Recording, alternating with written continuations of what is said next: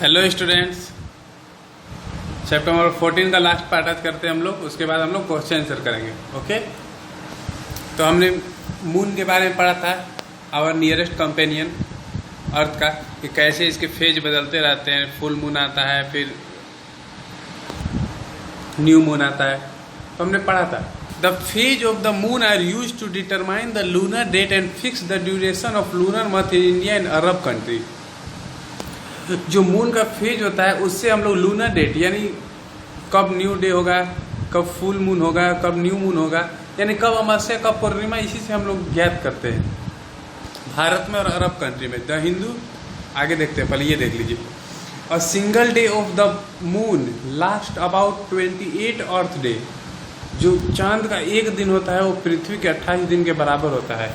Meaning the lunar day time is nearly 2 earth week long. इसलिए एक lunar day time जो होता है वो 2 सप्ताह के बराबर 14 दिन का होता है। तो इसलिए 14 दिन के बाद अमावस्या और पूर्णिमा होते रहता है। इसे हिंदी में पखवाड़ा और इंग्लिश में लूनर डे टाइम। ठीक है, lunar day. The Hindu and the Muslim festivals such as Deepavali and Eid, they are usually fixed on the basis of lunar date and month। देखिए, जो हिंदू और मुस्लिम में जो त्यौहार है, जैसे कि दीपावली है हिंदू में और ईद है मुस्लिम में, ये सारे लूनर डेट और मंथ पे ही फिक्स होते हैं। क्योंकि आप लोगों को मालूम है कि दिवाली जो होता है वो पूर्णिमा को होता है, पूर्णिमा को होता है कि अमावस्या को होता है, आप कमेंट करके बताएं। और ईद तो जानते ही है, रमजान का, मुसलमानों का हर त्यौहार ही चांद पर आधारित है।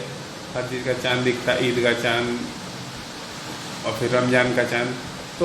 तो ये दोनों का जो त्यौहार है वो इस डेट पे फिक्स होता है। Other celestial body in solar system, और भी बहुत सारे छोटे छोटे कैलेस्टियल बॉडीज है हमारे सोलर सिस्टम, उसके बारे में देखते हैं।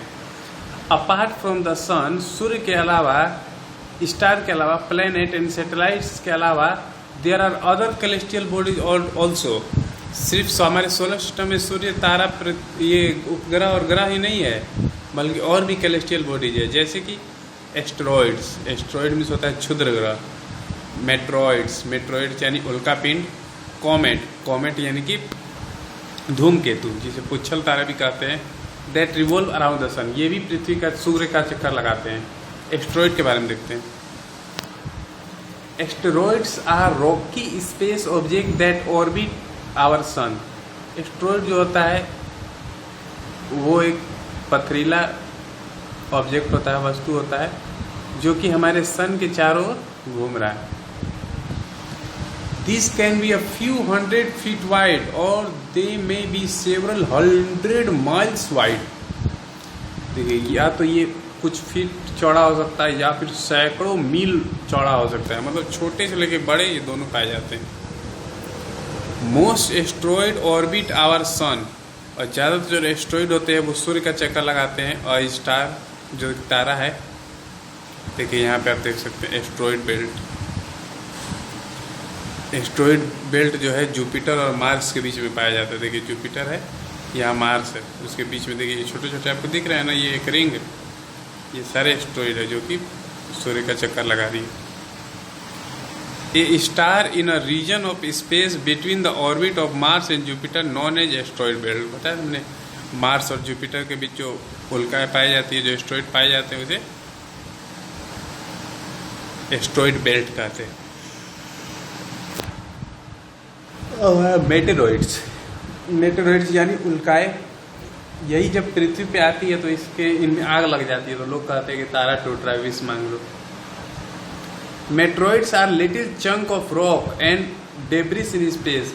यह जो है एक छोटा पथरीला चीज़ होता है, और डेब्रिस इन स्पेस, और अंतरिक्ष में ये डेब्रिस माने होता है मलबा, मलबा होता है, कचरा होता है।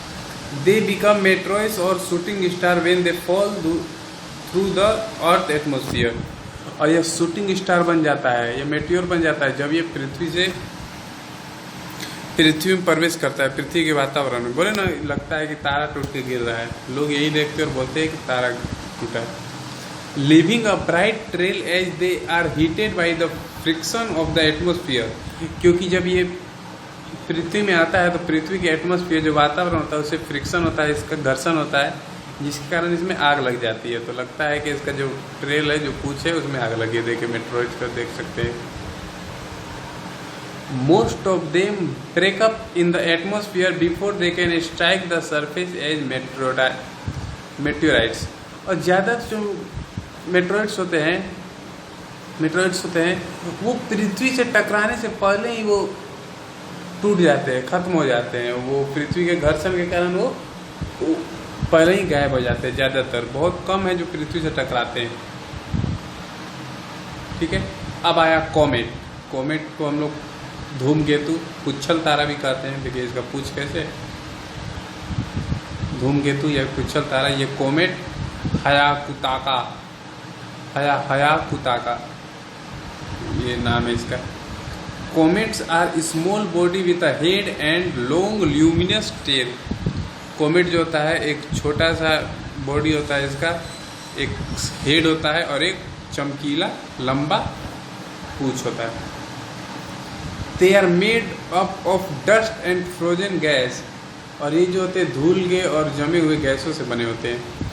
दे appear on the sky after a long period. और ये हमारे आसमान में काफ़ी समय बाद दिखाई देते हैं। एक comet known as Halley comet, एक पुच्छल तारा है, एक धूमकेतु है जिसका नाम है Halley comet, appear in the sky after every 76 year interval. और वो जो है हर 76 साल के बाद फिर एक बार दिखता है। यानी 1984 में वो दिखा था, तो आप 76 जोड़ सकते हैं कि अब कब दिखेगा। ठीक है, तो ये चैप्टर फिनिश। अब हम लोग क्वेश्चन आंसर में लगेंगे कल से। Okay, thank you.